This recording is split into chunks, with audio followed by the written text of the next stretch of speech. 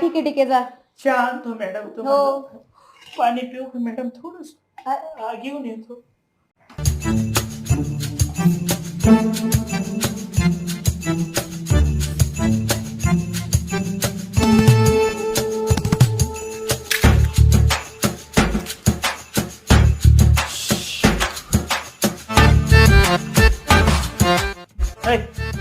तिकडे अरे बाबा हो ना तिकडं, मला बी कामच करायची.